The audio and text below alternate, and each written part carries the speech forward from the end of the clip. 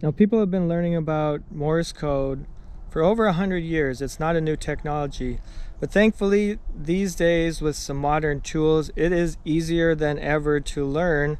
But here's what they don't tell you. There are two keys that separate those that move through it, make steady progress, get on the air, and become successful, and those who get stuck along the way.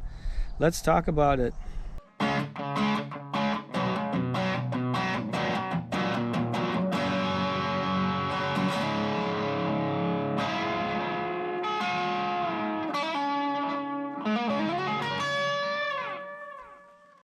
If you missed my last video, which was Learn CW from Zero to Hero in 2026, please go back and watch that to get the overall whole idea of what I'm accomplishing here. But this is the first part of the step. There's 3 parts: learning your characters, getting on the air, and taking a class. So we're going to talk about the first one today, and that brings me to the 2 things that I promised I'd tell you that separate those who do well and those who get stuck. Now, the first thing is consistency. You're going to do a lot better with some consistent practice, maybe even 10 minutes a day, but you're doing it every day. You're going to progress a lot faster and learn better that way than, say, 1 hour on the weekend. So consistency and short sessions is going to do a lot better. Now, the second thing is understanding the overall plan, having a goal, and that's largely what we talked about in the first video. So again, go back and watch that, because people will get stuck because they don't know where to go next. So go back and watch that. I'm sure that will help you, and I will be doing videos through each of these steps in the process, so stay tuned for those. Now, besides knowing what to do, it's super important. There's 2 things you do not want to do. If you don't take anything away, make sure you hear this. Do not rely on a paper chart. So it seems, counterintuitive to not use that. But what's happening is you hear something, then you think, okay, I use my eyes and look at a chart. I take the information from the chart, process that, and then that's how I learn. That's an extra step that is not necessary, and that will trip you up and slow you down. I know a long time ago people did that, but for many people that was really a hindrance to being able to get instant character recognition where you don't have to think about it. If you use your ears only and you focus on the sound, it'll make it that much faster for you to be able to process that mentally. The second thing is, don't slow your character speed way down. Don't go below 15 words a minute. I would recommend, if you can hear it fine at 20, stay at 20. I know the tendency is to want to slow things down to be able to hear the differences between dits and das, but again, that will take you longer to build that speed back up if you do that. When you listen to it too slow, again, the mental part of it, you're counting dits and das. What you want to do is get away from that. So even after you learn your characters, the way to progress in your speed is to keep bumping that speed up. When you start hearing those characters at 30, 35 or faster, it's too fast to count. So you're relying on, okay, what does the whole character sound like, instead of counting dits and das. That's one of the keys to getting better and getting faster and learning the right way. I'd also like to thank everyone who's joined the Discord. I announced that on the last video, and the response has been very good. We've got a lot of people over there already. And it's not only connect with me, there's a lot of different people, it's not only CW talking about digital and everything else. If you want to get on and show us your antenna project, or maybe you need some troubleshooting help, whatever, it's not only a way to access me. Like I said, there's a lot of other great ops on there, and I hope that it'll spark some good discussions. We've already seen some very good discussions over there. I'll put the link below. Now, with all of that being said, let's take a look at a couple of the programs that I use and many other people recommend. Now, I'll be talking about 2 primarily that I talked about in the last session, but going into a little more detail. The first one would be Morse Mania. Now, Morse Mania is an app. Most people use it on their phone. This is a great thing to do when you've got spare time, you're waiting for something. Instead of pulling out your phone and scrolling through random memes, you can work on some characters for 5-10 minutes or whatever time you have. Now, there is a free version which will get you through the alphabet, and then there is a paid version which unlocks everything else. I did the paid version. I'm not sure what the price is today, but it was reasonable and it was a one-time thing.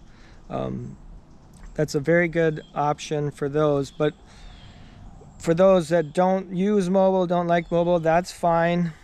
But let's talk about LCWO, Learn CW Online. Now, this is a web-based platform, and I'm going to do a little screenshot video of how to do some of the features, but let's just take a look at that. Here we are in LCWO. The first thing, you will need to create a profile, which is free, and they operate on donations, so I encourage that as well. If you want to go to the introduction, it will tell you about what their process is. They're starting with the two characters K and M, so you can press it, hear what it sounds like. And then from there, you can go to lesson 1. I didn't really find this part too helpful because this is just random K's and M's, so it might send 4 or 5, which probably will be too much for most people. But the one I found most helpful was the Morse machine. So again, you can set to which characters you want to use. This is lesson 1. So let me see if I can I'll reset it and I'll show you what these error bars, as they call it. So this is all the way to the top. So every time you get one right, it lowers. Every time you get wrong, it goes back up. So you just push start, and then you press it on your keyboard, and so forth. And then you add on character by character until you get them all. And it is not only helpful for beginners, but also once you're already established and knowing them all, you can use this for practice to keep your skills up. You can increase the speed and so on. A couple of other things, code groups. Again, a lot of that's just random groups of characters, which can be challenging, but I didn't find that so helpful for me. Plain text, so this will be like, for instance, the English proverbs of, something like a bird in the hand's worth 2 in the bush, or it'll be sayings like that. And now you have a context of what's being sent, so that kind of helps you. And then you go to word training. I found that I used that quite a bit even early on. And you can set your maximum characters and your speed and all of that. And then what it will do, if you get it wrong, it'll slow down. If you keep getting it right, it'll increase the speed. We could try that.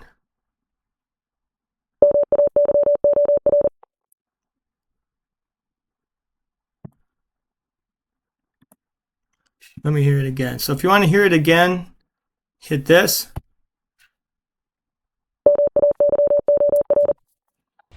Now, one of the other questions that we often hear is like, what do I need as far as equipment to get started? Well, you're probably not ready to get on the air yet, so we won't talk about a transceiver or any of the other gear, but it is a very good idea to have some type of key and to be able to mimic the sounds. As you learn those characters, learn to send them. The big debate is a straight key versus paddle. There's good points on both sides of those. I'm not gonna say, I'm not gonna argue that one's for sure the way to go. For me, I started with a straight key. It's definitely a simpler device, and it's very easy to acquire one. You don't have to spend a lot of money, and we'll take a look at that right now. Examples of this was my very first key. This is a J37. This is an old key. And I just got this from a guy I know in our club. That's one resource. If you got someone that they fairly likely, especially if they're an old timer, have an old key that they're at least willing to let you borrow for a while. Very simple, and this was what I first got on the air with. They're not super expensive, and they're easy to find. There are also, you can go the 3D printed route. That, again, very inexpensive. And then you probably will want something to hook it up to make the sound. So obviously your transceiver is an option. You don't want to be transmitting, but turn off the break-in or whatever if you want to go that route. Otherwise, there is something like this. Now, this is a little project that my son built with the battery. So that's all you can do. That will work just so that you can practice hearing the sounds. And there you go. The other type of key that's widely recommended is a paddle, and paddles range in price dramatically. You can get a very inexpensive paddle for $30, $40, $50. Or you could put a 0 or 2 on top of that if you want something really fancy. I don't recommend spending a lot of money if it's something that you're really not committed to, but there are some very good quality options that will get you started, and let's take a look at those as well. So here is what I started with. This is the CW Morse dual lever paddle. I think it was around 50 bucks. By the way, this is also a 3D printed straight key, which I got for free at a Hamfest. 3D printer booth was set up not too far away. They just gave that for a gift. So again, it doesn't have to be expensive, but this thing got me through probably the first year before I decided, yes, I like this. I'm going to stick with it. I'm willing to spend the hundreds of dollars instead of 50 bucks. So also take a look at eBay and Amazon. There's things like POTA and some of these other ones that I've heard pretty good things about, just don't have any experience with them myself. The sending aspect is sometimes overlooked as part of learning CW. We get caught up with the apps and programs and just listening, which you need to do. But when you incorporate the sending with all that, I believe that will help you advance much quicker as you're using the other half of your senses, not just your ears. You're using your hands and learning how to manipulate the key and produce the same sounds. Well, I hope you found all that helpful. Just remember, always leave something in the comment. But again, I really want to stress the importance of the Discord. That's the whole reason I started it. That's a place where you can field questions, you can stay connected to people. I really believe that staying connected to somebody as you're learning together will help you have a lot more success quickly. So again, hit that link down below, take you right over there. We'd love to see you over there. We're having a lot of fun already. So thanks for watching. There's a lot more to learn, and before I go, next time we're going to talk about the very crucial and sometimes terrifying thing of getting on the air and making your first contact. How to do that, some of the strategies to take some of the fear out of that and make it an enjoyable experience. Hope to see you there. Thanks for watching yet another ham radio video. This is JKQ4DUX73.